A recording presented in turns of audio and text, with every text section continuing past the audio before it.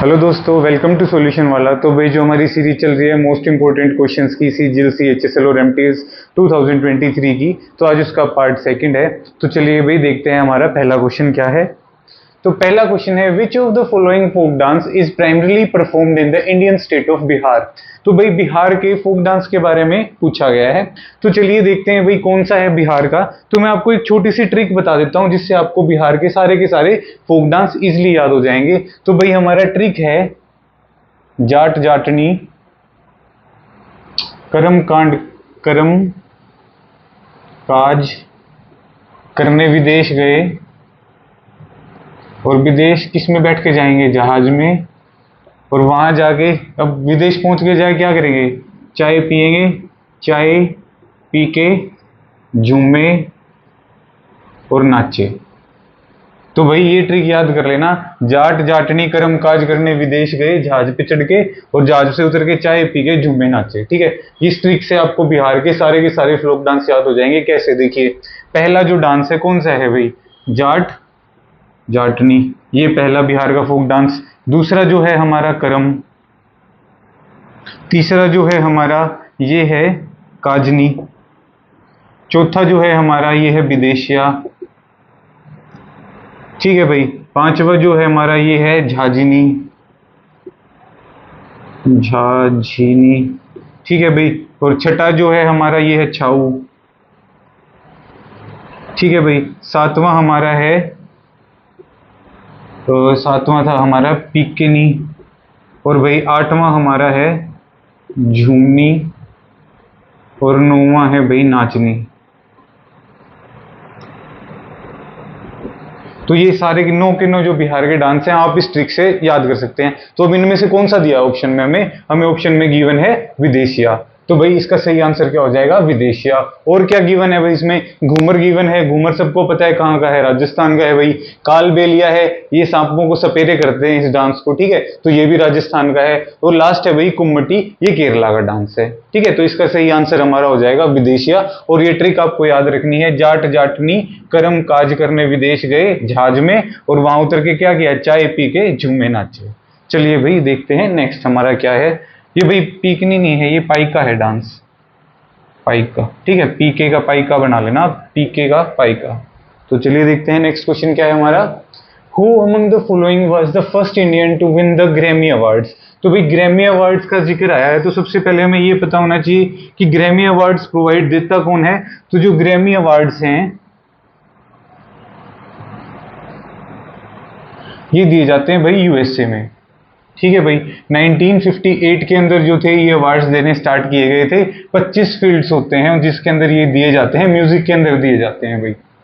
ठीक है, जैसे रॉक हो गया, पॉप हो गया, क्लासिक म्यूजिक हो गया, ऐसे 25 म्यूजिक के टाइप्स होते हैं जिसके अंदर ग्रैमी अवार्ड्स दिए जाते हैं। कहाँ दिए जाते हैं, यूएसए के अंदर। अब हमसे ये पूछा है कि कौन पहला इंडियन था जिसको ग्रैमी अवार्ड मिला था। तो भाई कौन था पहला जो इंडियन था, तो जो पहला इंडियन था भाई वो थे हमारे पंडित रविशंकर जी। कौन थे, पंडित रविशंकर जी। और ये पूछ लें कि भी पंडित रविशंकर को कब मिला था भाई, तो पंडित रविशंकर जी को मिला था 1968 के अंदर। और कौन सी एल्बम थी जिसमें उनको मिला था, तो भाई उनकी एल्बम थी वेस्ट मीट्स ईस्ट। तो इस एल्बम के लिए पंडित रविशंकर जी को 1968 के अंदर पहले इंडियन थे जिनको अवार्ड मिला था। और बात की जाए 2023 की, कि भाई 2023 में ग्रैमी अवार्ड किसको मिला है, तो भाई ये मिला है रिक्की केज को, रिक्की केज। और उनकी अगर एल्बम की बात की जाए तो डिवाइन टाइड्स एल्बम है भाई, डिवाइन टाइड्स। ठीक है, इस एल्बम के अंदर जो है उनको अवार्ड मिला है 2023 के अंदर, और ये तीसरी बार है जब उनको जो है ग्रैमी अवार्ड मिल रहा है। तो इसका सही आंसर हमारा हो जाएगा पंडित रविशंकर। और पंडित रविशंकर क्या बजाते हैं भाई, सितार बजाते हैं, इसको भी ध्यान में रखना है। देखते हैं नेक्स्ट क्वेश्चन क्या है हमारा। Which of the following are the members of 15 naturally occurring metallic chemical elements whose atomic number are between 57 to 71। तो भाई ये सीधा पीरियोडिक टेबल से क्वेश्चन पूछा हुआ है कि 57 से लेके, ठीक है, और 71 तक कौन से मेटल्स आते हैं? तो भाई ऑप्शंस में क्या क्या गिवन है? एल्कली मेटल गिवन है, तो एल्कली मेटल हमारे एस ब्लॉक में आ जाते हैं, ये नहीं होगा। हैलोजन भी नहीं आएंगे क्योंकि इसमें सारे ही 5 एलिमेंट होते हैं। उसके बाद हो गया भाई एक्टिनाइड्स, ठीक है, एक्टिनाइड्स हमारे नीचे वाले आ जाते हैं, रेडियो एक्टिव एलिमेंट्स हैं, तो ये भी 15 से 71 में नहीं आएंगे। तो हमारा सही आंसर हो जाएगा लेंथेनाइड, ठीक है। तो इसका सही आंसर क्या हो जाएगा? लेंथेनाइड्स, ठीक है भाई। लेंथेनाइड्स कहां से कहां तक आते हैं? ये आते हैं हमारे 57 से लेके 71 तक। और लेंथेनाइड नाम किस चीज के ऊपर पड़ा? जो ये लेंथेनाइड केमिकल था, ये कौन से पे आता है? क्या लेंथेनाइड मेटल 57 पे आता है भाई। 57 नंबर वाले को हम बोलते हैं लेंथेनाइड। तो इसी के नाम के ऊपर इस पूरी सीरीज का नाम पड़ा 71 तक, लेंथेनाइड्स, ठीक है। इसके अंदर एक रेयर अर्थ भी वो है, मेटल आता है जो स्कैंडियम नाम का एक मेटल है भाई, स्कैंडियम, जिसको हम ये बोल देते हैं कि ये रेयर अर्थ मेटल है, और वो भी इसी सीरीज के अंदर आता है, ठीक है। अच्छा, बात करें हम एल्कली मेटल्स की, तो भाई एल्कली मेटल्स कौन से होते हैं? अच्छा, इनको एल्कली मेटल्स बोलते क्यों हैं? पहले तो इनको एल्कली मेटल इसलिए बोलते हैं कि जब हम इनको पानी के अंदर डालते हैं, जब पानी के साथ रिएक्ट करते हैं, तो ये एल्कली बना देते हैं। एल्कली का मतलब स्ट्रॉन्ग बेस बना देते हैं, जो क्या करते हैं? एसिड को न्यूट्रलाइज कर देते हैं, ठीक है। और ये बहुत ही ज्यादा हाईली एक्टिव होते हैं, हाईली एक्टिव। तो मोस्ट एक्टिव कौन है भाई? हमें पता है, सोडियम और पोटेशियम। तो सोडियम और पोटेशियम किसके एग्जांपल हो जाएंगे? एल्कली मेटल के, ठीक है। और कौन से ब्लॉक में आ जाते हैं? ये एस ब्लॉक में आ जाएंगे, ठीक है भाई। उसके बाद हमें गिवन है हैलोजेंस। हैलोजेंस कौन से होते हैं भाई? हैलोजेंस जो होते हैं, इसके अंदर हमारे पास होती हैं 2 तो गैस होती हैं, 1 लिक्विड होता है और 2 सॉलिड होते हैं भाई, ठीक है। अच्छा, इसमें गैस कौन सी आती है? इसमें गैस आ जाती है फ्लोरीन और क्लोरीन, और लिक्विड इसमें आ जाता है भाई ब्रोमीन, ठीक है। ब्रोमीन एक अकेला ऐसा नॉन मेटल है जो रूम टेम्परेचर पे लिक्विड रहता है, ओनली नॉन मेटल है ये, जो रूम टेम्परेचर पे लिक्विड रहता है। तो ये याद रखना, ये क्वेश्चन भी कई बार पेपर में पूछ लिया जाता है। अब बात की गई है 2 सॉलिड कौन कौन से हैं, ठीक है भाई। तो 2 सॉलिड जो है हमारे, वो हैं आयोडीन, आयोडीन है, ठीक है भाई, और एक है एस्टनीन। एस्टनीन जो है ये रेडियो एक्टिव है, ये याद रखना है। कई बार ये पूछ लेते हैं कि हैलोजन के अंदर कौन सा ऐसा एलिमेंट है जो रेडियो एक्टिव है, तो उसके अंदर आपका एस्टनीन आ जाएगा। अगर ये पूछ ले कि कौन सा ऐसा नॉन मेटल है हैलोजन के अंदर जो रूम टेम्परेचर पे लिक्विड रहता है, तो आपका आंसर क्या आ जाएगा? ब्रोमीन आ जाएगा। अच्छा भाई, और बात की गई है एसिटेनाइड्स की, तो भाई जो हमारे एसिटेनाइड्स होते हैं, ये आते हैं 89 to 103 के अंदर, ठीक है भाई। और इनको भी एसिटेनाइड्स नाम इसलिए मिला क्योंकि सबसे पहला एलिमेंट एसिनाइड होता है, इसका 89 नंबर पे होता है एसिटेनाइड, ठीक है। इसी से इसका नाम पड़ा है क्या? एसिटेनाइड्स, ठीक है। और ये कौन सी सीरीज है भाई? ये रेडियो एक्टिव सीरीज है। और इसके अंदर कौन से एलिमेंट्स आ जाते हैं जो मोस्टली पेपर में पूछ लेता है? वो आ जाता है भाई यूरेनियम और प्लूटोनियम, जिससे क्या बनाते हैं हम? न्यूक्लियर बॉम्ब बनाते हैं या फिर न्यूक्लियर रिएक्टर बनाते हैं, ठीक है। तो पूछ लेते हैं कि भाई यूरेनियम और प्लूटोनियम कौन सी सीरीज में पड़ते हैं, तो आप आंसर क्या टिक करेंगे? एसिटेनाइड्स, ठीक है। तो भाई ये सारे के सारे हो गए, तो इसका सही आंसर हमारा होगा लेंथेनाइड्स। तो चलिए देखते हैं नेक्स्ट क्वेश्चन क्या है हमारा। Dash is a record of asset and liabilities of any firm. तो ये पूछ रखा है भाई किसी भी फर्म की जिसमें हम उसका एसेट्स और लाइबिलिटीज लिखेंगे, उसको हम क्या बोलेंगे? तो भाई नॉर्मल सी बात है, एसेट और लाइबिलिटीज किसके अंदर लिखते हैं हम लिखते हैं भाई बैलेंस शीट के अंदर। बैलेंस शीट, किसी भी कंपनी में हम इन्वेस्ट करते हैं या कुछ भी करते हैं, तो सबसे पहले क्या देखते हैं? उसकी बैलेंस शीट देखते हैं। और बैलेंस शीट में होता क्या है? बैलेंस शीट बनती है भाई एसेट्स, ठीक है, एसेट्स दिखाते हैं, लाइबिलिटीज दिखाते हैं, और साथ में क्या दिखाते हैं हम उसमें? ओनर की इक्विटी दिखाते हैं भाई, कि भाई कंपनी में जो ओनर है उसकी इक्विटी कितनी है शेयर्स के अंदर, और कितनी कंपनी की एसेट्स हैं और कितनी कंपनी की लाइबिलिटीज हैं। और एसेट और लाइबिलिटीज हमेशा अपोजिट साइड लिखी जाती है, किसके अंदर? बैलेंस शीट के अंदर, ठीक है। यही भाई कच्चा चिट्ठा होता है किसी भी यूनिवर्सिटी, किसी भी कंपनी का या किसी भी फर्म का, उसकी बैलेंस शीट। अच्छा भाई, और बात की गई है बैंक बेल आउट। तो भाई बैंक बेल आउट क्या होता है?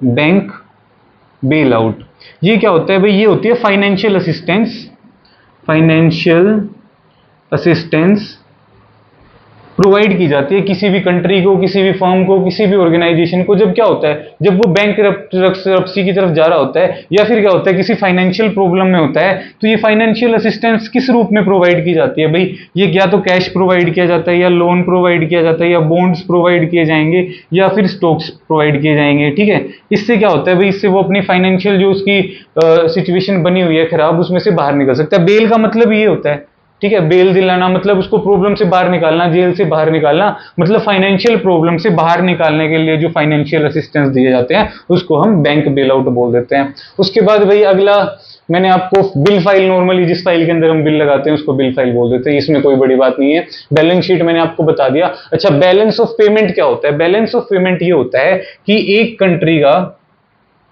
मान लो एक कंट्री है, ठीक है, इसके अंदर जितना खर्चा कंट्री के अंदर हुआ है, ठीक है, और जितना खर्चा कंट्री के बाहर हुआ है, उन दोनों के बीच का जो डिफरेंस होता है उसको हम बोल देते हैं बैलेंस ऑफ पेमेंट। ठीक है भाई, मतलब कंट्री के अंदर की पेमेंट कंट्री के द्वारा जो करी गई है और कंट्री के बाहर जो की गई है। ठीक है, मान लो एक रोड बनाना है, उसका आधा ठेका तो दिया हमने इंडियन कंपनी को और आधा दिया है बाहर की चाइनीज कंपनी को। तो जो कंट्री ने पेमेंट की है किसको, इंडियन को और चाइनीज को, उन दोनों के बीच का जो डिफरेंस हो जाएगा उसको हम क्या बोल देंगे, उसको हम बोल देंगे बैलेंस ऑफ पेमेंट।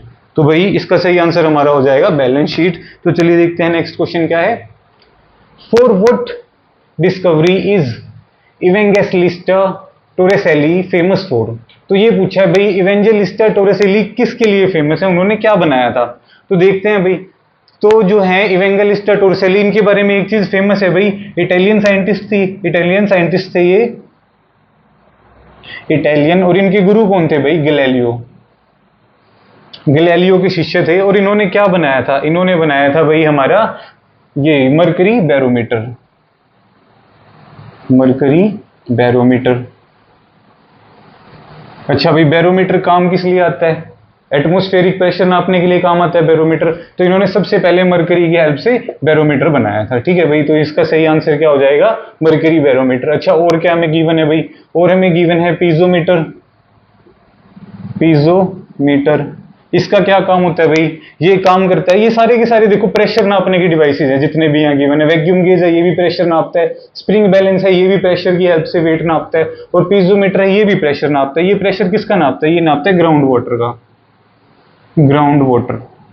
ठीक है भाई, अब ग्राउंड वाटर का जो ये प्रेशर नापता है, या फिर हम ये बोल सकते हैं किसी भी लिक्विड का प्रेशर नापने के लिए हम जिस चीज का यूज करते हैं वो होता है हमारा पीजोमीटर। ठीक है, डैम्स के अंदर इसको लगाया जाता है ताकि डैम के अंदर पानी का कितना प्रेशर है वो फटे ना, उसको प्रॉपरली चेक करने के लिए हम पीजोमीटर का यूज करते हैं। ठीक है भाई। अच्छा, बात आई कि पीजोमीटर जो था वो डिस्कवर किसने किया था? तो ये किया था भाई हंस क्रिस्टन ने, हंस क्रिस्टन। ठीक है भाई। अच्छा, नेक्स्ट हमें क्या गिवन है? स्प्रिंग बैलेंस,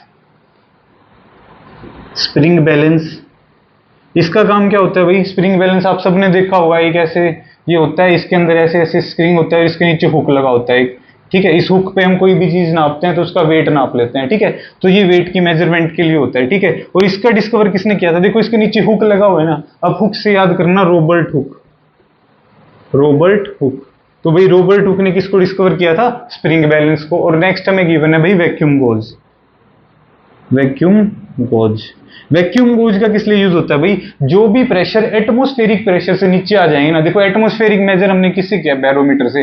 लेकिन जब भी प्रेशर एटमॉस्फेरिक प्रेशर से नीचे चला जाएगा तो उसको मेजर करने के लिए हम किसका यूज करेंगे? वैक्यूम गोज का यूज करेंगे। ठीक है भाई। और वैक्यूम गोज किसने इन्वेंट किया था? तो मार्सेलो पिरानी ने भाई।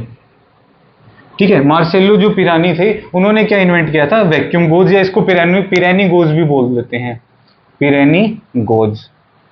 ठीक है, तो भाई इसका हमारा सही आंसर क्या हो जाएगा? इसका सही आंसर हो जाएगा हमारा मरकरी बैरोमीटर। तो चलिए देखते हैं नेक्स्ट क्वेश्चन क्या है भाई हमारा।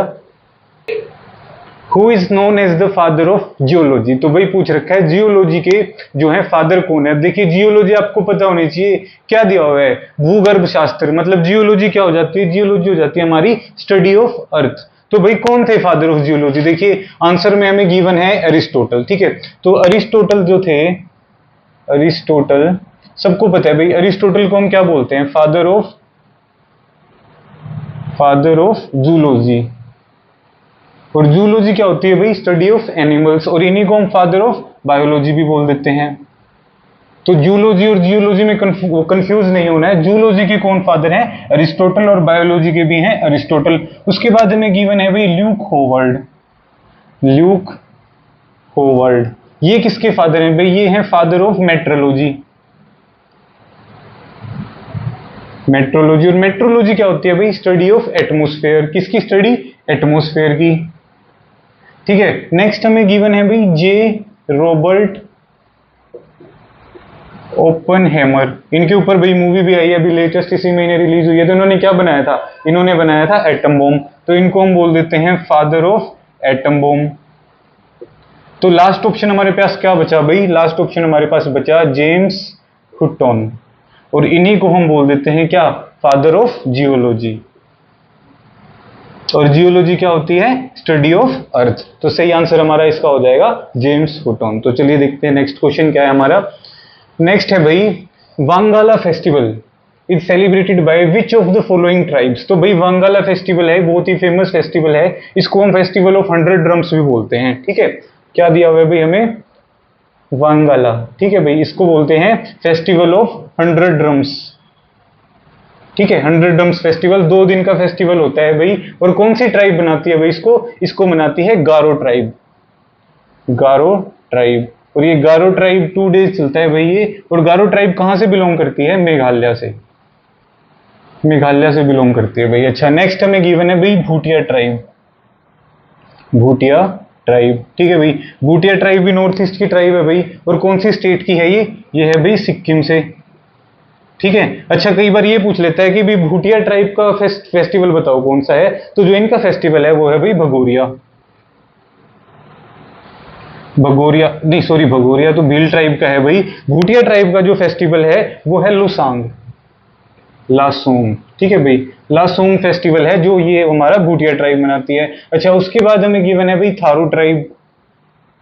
थारू ट्राइब। ठीक है भाई, थारू ट्राइब वैसे तो ये जो ट्राइब है ये मेनली कहाँ पाई जाती है? पाई जाती है नेपाल में, लेकिन कुछ पार्ट इसका उत्तर प्रदेश में भी रहते हैं कुछ लोग। ठीक है, तो ये कहाँ पाई जाती है भाई? यूपी में पाई जाती है। ठीक है, और इनका जो फेमस फेस्टिवल है वो है भाई माघी। मैगी से याद कर लेना, माघी। ठीक है, माघी फेस्टिवल बनाते हैं। और लास्ट में हमारे पास आई भाई भील ट्राइब। भील ट्राइब। ठीक है, भील ट्राइब कहाँ पाई जाती है भाई? ये पाई जाती है मध्य प्रदेश के अंदर। वैसे तो जो ये होती है, जो हमारा मिडल इंडिया है ना, मध्य प्रदेश लगा के चलो आप, जो छत्तीसगढ़ लगा के चलो, कुछ पार्ट महाराष्ट्र का भी लगा के चलो, तो वहां पाई जाती है। लेकिन मेनली इनकी ओरिजिन कहाँ से है? मध्य प्रदेश से है भाई, एमपी से। ठीक है, और ये जो फेस्टिवल मनाते हैं उसको हम बोल देते हैं भगोरिया। भगोरिया। ठीक है भाई, और भील के नाम से एक फेमस टाउन भी है भाई छत्तीसगढ़ के अंदर। कौन सा टाउन है?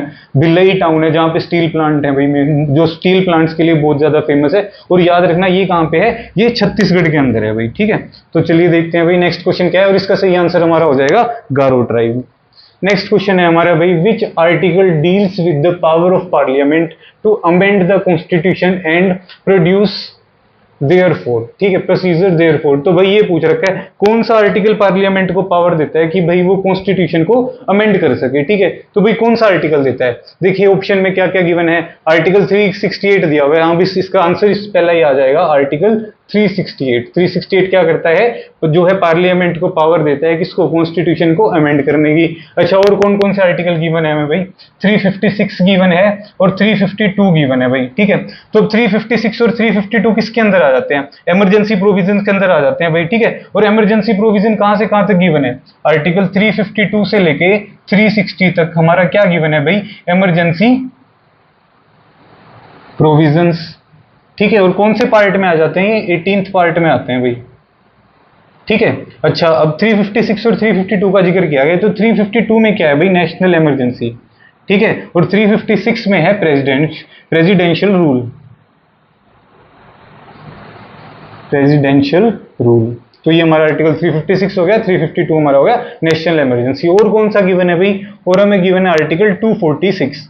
तो भाई 246 आपको याद आया, 246 के आसपास कौन सा आर्टिकल पड़ता है? थोड़ा सा ध्यान दीजिए।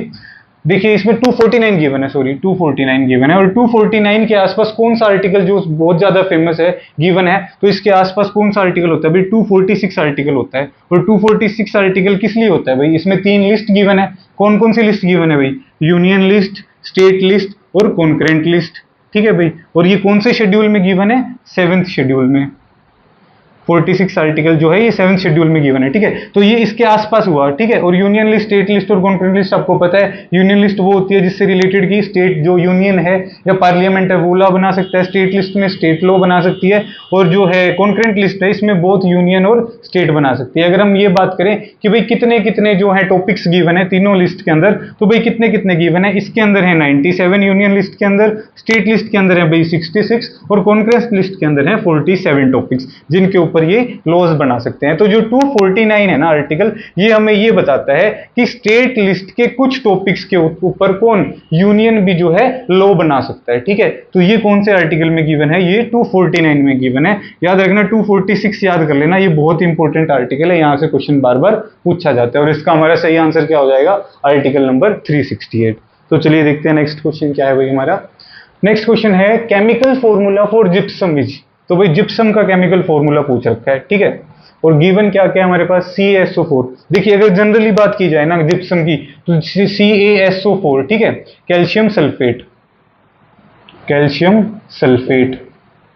इसी को हम कई बार जनरल फॉर्म में पेपर में पूछ लिया जाए जिप्सम, तो इसी को जिप्सम भी बोल देते हैं, इसको ही प्लास्टर ऑफ पेरिस भी बोल देते हैं, इसी को कैल्शियम सल्फेट भी बोल देते हैं। लेकिन हम प्रॉपर केमिस्ट्री की टर्म में बात करें तो हम क्या करेंगे, जब हम CaSO4 के अंदर क्या डाल देंगे, H2O ऐड करेंगे, वाटर ऐड करेंगे, तो भाई ये दो चीजें बनाता है, ठीक है। एक तो ये बनाता है कैल्शियम सल्फेट हेमीहाइड्रेट, ठीक है, और एक ये बनाता है कैल्शियम सल्फेट डाईहाइड्रेट। क्या क्या बना देता है, ये बना देता है CaSO4 2H2O और ये बना देता है CaSO4 हाफ H2O, ठीक है भाई। ये दो चीजें बनती हैं जब हम इसमें पानी ऐड करते हैं। अच्छा इसमें गिवन है भाई देखो CaSO4 2H2O, CaSO4 half H2O।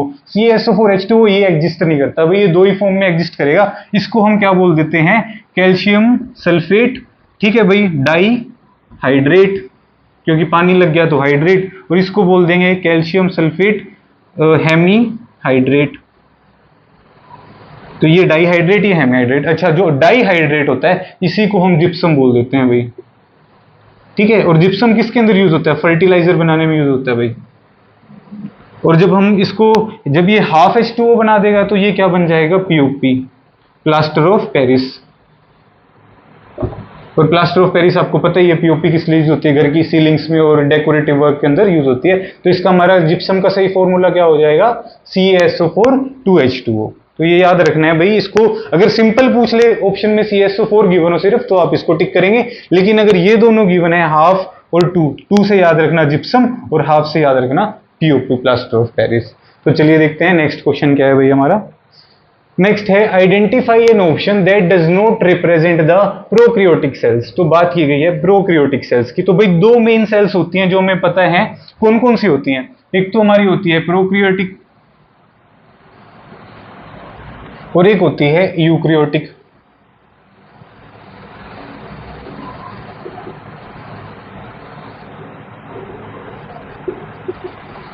ठीक है भाई, अब प्रोक्रियोटिक और यूक्रियोटिक में हम डिफरेंस देख लेते हैं, हमें समझ में आ जाएगा कि इसमें क्या सही है और क्या गलत है। देखो भाई, जो प्रोक्रियोटिक सेल्स होती है ना, ठीक है, ये यूनिसेलुलर होती हैं, इनके अंदर सिर्फ एक ही सेल होता है, तो इसको हम लिख देते हैं यूनिसेलुलर।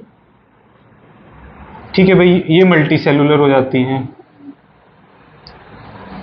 इसके अंदर भाई न्यूक्लियस प्रेजेंट नहीं होता, नो न्यूक्लियस। इसके अंदर न्यूक्लियस होता है भाई, ठीक है। अच्छा और बात की जाए, ये जो है प्रोक्रियोटिक सेल, इसमें 1 क्रोमोसोम होता है सिर्फ, इसके अंदर भाई मोर देन 1 क्रोमोसोम। ठीक है भाई, ये जो है ये सेक्सुअली रिप्रोड्यूस नहीं कर सकती, नो सेक्सुअल रिप्रोडक्शन। इसमें भाई सेक्सुअल रिप्रोडक्शन होता है कि कैसे होता है, मियोसिस और माइटोसिस दो चीजें होती हैं।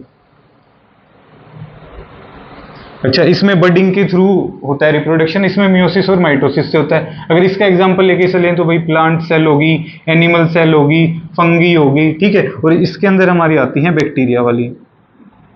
ठीक है, अब देखो हमें ऑप्शन में क्या क्या गिवन है। देखो सबसे पहले हमें गिवन है स्पर्म, तो स्पर्म किस में प्रोड्यूस होता है? जिसमें सेक्सुअल रिप्रोडक्शन होती है, ठीक है। तो इसके अंदर तो सेक्सुअल रिप्रोडक्शन होती नहीं, तो मतलब यूकैरियोटिक सेल होते हैं जो स्पर्म प्रोड्यूस करते हैं, या स्पर्म की जो सेल होती है इसको यूकैरियोटिक सेल बोलते हैं। तो हमारा पहला ऑप्शन ही क्या हो गया? गलत हो गया कि भाई जो स्पर्म है वो इसके अंदर नहीं होते स्पर्म, ठीक है। दूसरा ऑप्शन है ब्लू ग्रीन एल्गा, ठीक है भाई। तो ब्लू ग्रीन एल्गा ये प्रोकैरियोटिक सेल का एग्जांपल है। उसके बाद भाई माइकोप्लाज्मा हो गया, ये भी प्रोकैरियोटिक सेल के अंदर होता है। और जो ये हो गया प्यूरोनोमियासिस जो है लाइक ऑर्गेनिजम्स होते हैं, ये भी प्रोकैरियोटिक के एग्जांपल हैं, ठीक है। जब यूकैरियोटिक की बात की जाएगी तो आप इसमें क्या क्या देखेंगे? प्लांट सेल, एनिमल सेल्स और फंगी की जो सेल होते हैं उसको यूकैरियोटिक सेल्स होते हैं। तो इसका हमारा सही आंसर हो जाएगा भाई ए स्पर्म। तो भाई आज का लास्ट क्वेश्चन था, आप इसी तरह से वीडियो को देखते रहिए और ये क्वेश्चंस आपको किसी ना किसी पेपर में जरूर रिपीट होते हुए मिलेंगे। तो thank you friends and have a nice day.